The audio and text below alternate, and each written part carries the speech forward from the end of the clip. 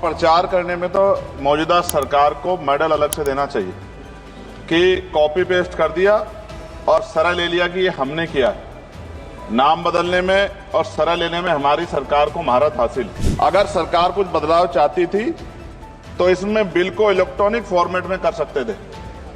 ये डिजिटल युग है, चर्चा होती है और सब जगह, आप तो फोन से लेकर सब जगह जो है डिजिटल बातें होती हैं। हमारी सरकार का रोजगार देने में उनको बड़ी परेशानी है और वो रोजगार देने के खिलाफ, इसलिए उन्होंने शायद इलेक्ट्रॉनिक फॉर्मेट में नहीं रखा। धन्यवाद सभापति जी कि आपने मुझे लैंडिंग बिल पे अपनी बात रखने का मौका दिया। सभापति जी, 1856 में जो कानून बनाया गया और मैंने बिल पढ़ा,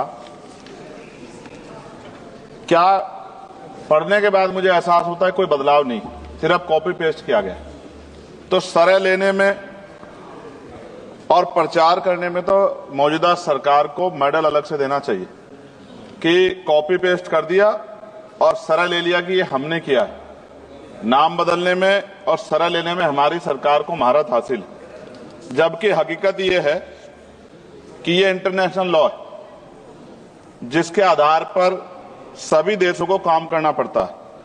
अगर सरकार कुछ बदलाव चाहती थी तो इसमें बिल को इलेक्ट्रॉनिक फॉर्मेट में कर सकते थे।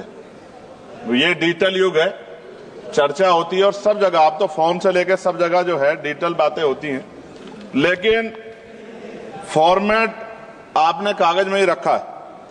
कई देशों के बिल इंडिया में ही बन रहे हैं मैन पावर की वजह से। वहां मैन पावर कम है, यहां मैन पावर ज्यादा। अगर ये इलेक्ट्रॉनिक फॉर्मेट में आ जाता तो बहुत से भारतीयों को रोजगार मिल जाता।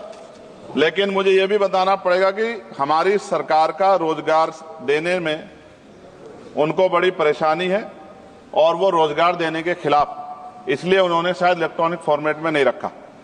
जैसे उदाहरण, ऑस्ट्रेलिया में कोई माल चढ़ता है जहाज पर, उसकी इन्वेंट्री यहां बनती है, उसके लैंडिंग बिल भी इंडिया में बनते हैं। इलेक्ट्रॉनिक फॉर्मेट में कर देते तो उसका बैक एंड फॉर्मूला हमारे पास आ सकता था। इससे देश को फायदा होता और हमारे बहुत सारे लोगों को रोजगार मिलता। और राष्ट्रीय जलमार्ग 2016 कानून के तहत कई राष्ट्रीय जलमार्ग विकसित होने थे, परंतु अभी तक सभी नहीं बने।